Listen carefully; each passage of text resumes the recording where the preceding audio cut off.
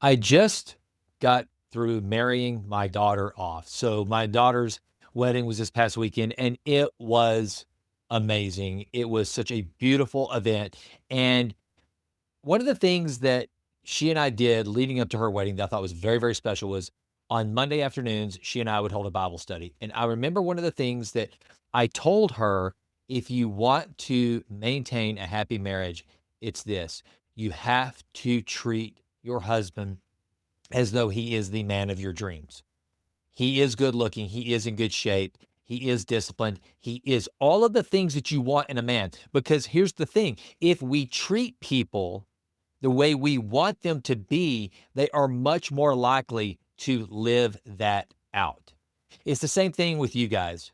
If you want your wife to be the princess of your dreams, you should treat her as though she already is. If we will treat people the way we want them to be, that doesn't mean we treat them in a way that says, that reminds them of their deficiencies, that reminds them that they're not exactly who we want them to be, but we instead treat them as they have already arrived at that place, then they're much more likely to actually fulfill that vision of who we have for them in our mind.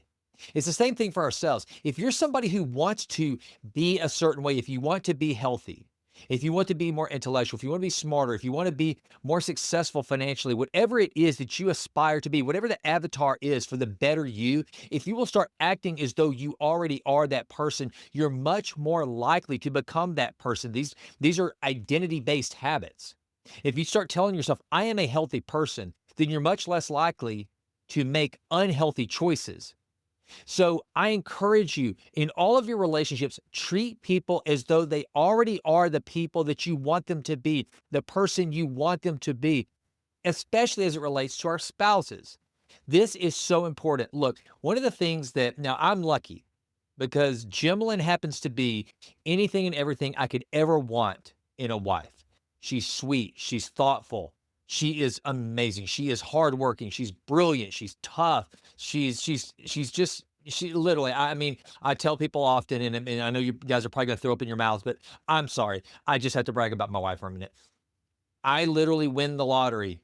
Not literally, literally is overused. I don't literally win the lottery, but I feel like I win some kind of lottery every morning when I wake up in the morning because I'm married to Jimlyn Wright. That's the way I feel. But even though that's the case, I treat her as though she is this amazing woman that she already is by getting up and making her coffee every single morning. I kiss her every single morning whenever I wake up and when we go to bed. I always make her feel and know how cherished and loved and adored she is because of the wonderful human being that she is, the wonderful wife that she is.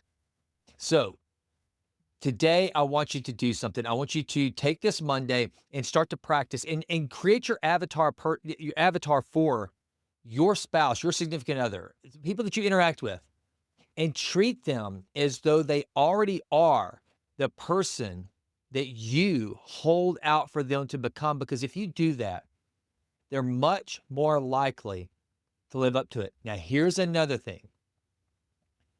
If you treat your spouse as though they're a cheater, if you treat your spouse as though they're a lazy slob, if you treat your spouse, it's hard to say, treat your spouse as though they are the exact opposite of what you want, if you nag at them and you're constantly putting them down and you're cold towards them and you speak harshly to them, then guess what?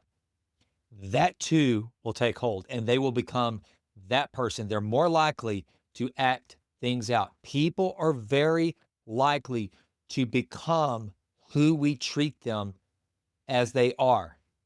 I'm Jason, and I'm out. Well, that does it for this episode of The Jason Wright Show. Thank you so much for listening. This has been a Texas Titan Media production. Fourth Wall did the music.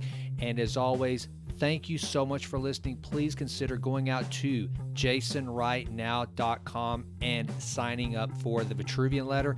Also, please go out to iTunes. It takes like 30 seconds to just leave us a 5-star rating. It does wonders for the podcast.